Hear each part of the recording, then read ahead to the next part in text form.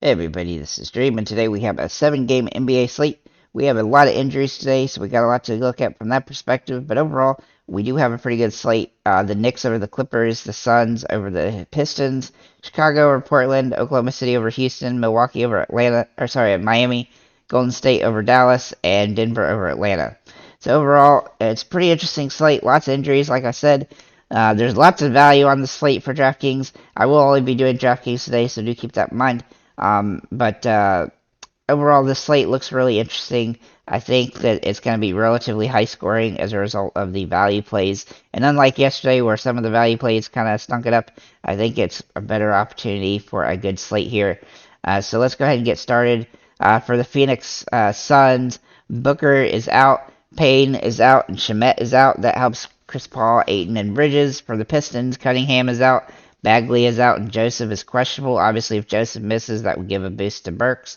For the Clippers, Wall is out. For the Knicks, Brunson is questionable. If he doesn't play, that would help quickly. And Robinson is out. Obviously, gives a boost to Hartenstein. For the Trailblazers, Nurkic and Winslow are out. With Nurkic out, Eubanks will likely start again and be a top tier option.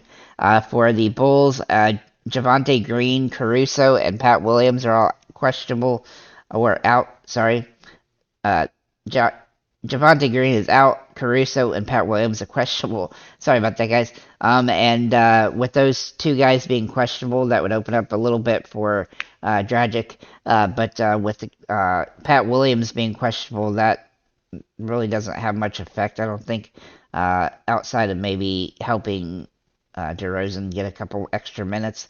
For the Heat, Robinson is out, Oladipo is doubtful, Lowry is out, and Vincent is questionable. With Lowry being out, that helps Struss, Hero, Bam, and Vincent.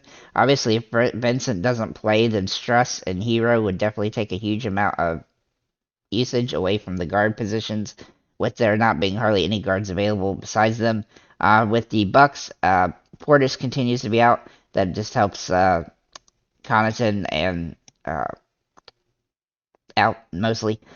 For the Rockets, Green is questionable, Porter Jr. is out, Gordon is out, and Tate is doubtful. With all those guys' situations, Knicks and Eason would likely get a boost, as well as KJ Martin. And then for the Thunder, Dort is out, Pokusevski is out, and JRE is out. For the Mavericks, Doncic and Wood are both out. Cleaver is out, and Dinwiddie is questionable. Obviously, with Doncic out, that helps Dinwiddie and just about everybody. But if Dinwiddie was to miss, Tim Hardaway would get a massive boost. For the Warriors, Curry is probable. Clay and Dre are both questionable.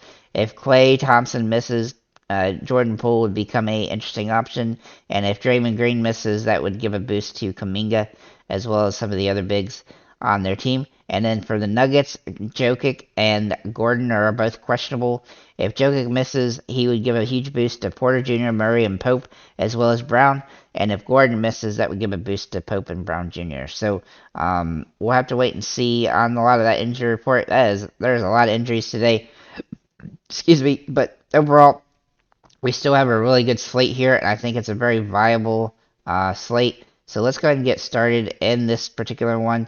We're going to start with Gabe Vincent from Miami. Obviously, at $3,500, he has some nice upside on this matchup, assuming that he does end up starting and playing. He would be great to go here at $3,500. He's just too cheap. He's a good value play and would become a great option for the slate.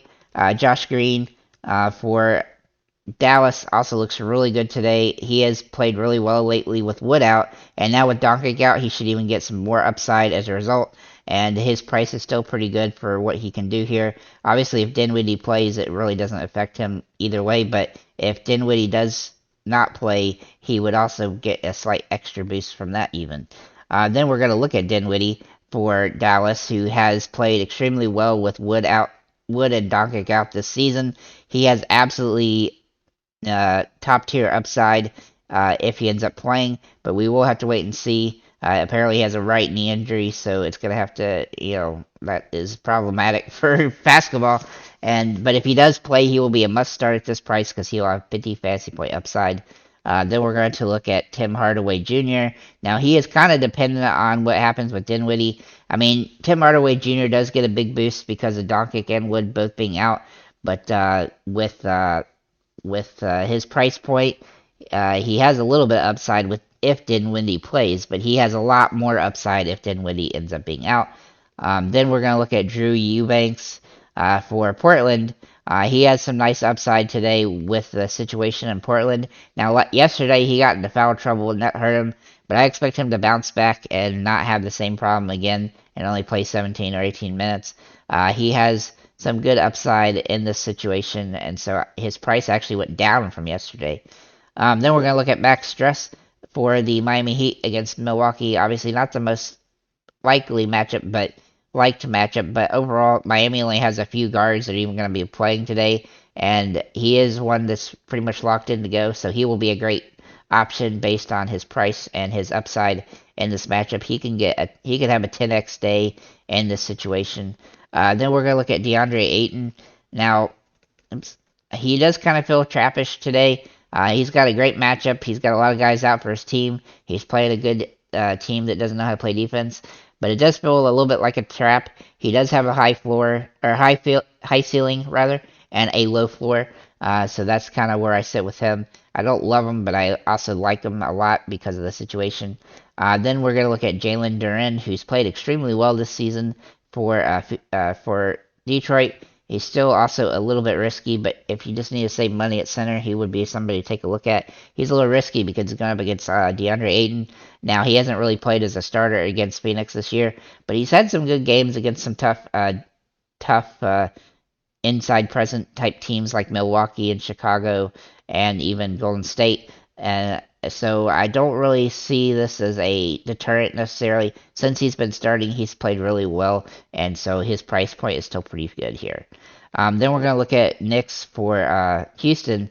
Now, this is really dependent on him drawing a start, but he has been really good the last few games, but he really hadn't done much before that when he didn't get as many minutes, obviously, throughout the season. So we'll have to, I mean, I don't love him because he has tendency to be very inconsistent, but he does have some upside as a result of the injury situation there. And then finally, Tyler Hero for Miami. He is a great play on the slate if all those guys end up being ruled out for certain, and he's one of the top options for point guard because he will have to be much more involved in the usage. And as of course against the Knicks in the last game, he played 40 minutes and had 47 fantasy points. He has that kind of upside, and his price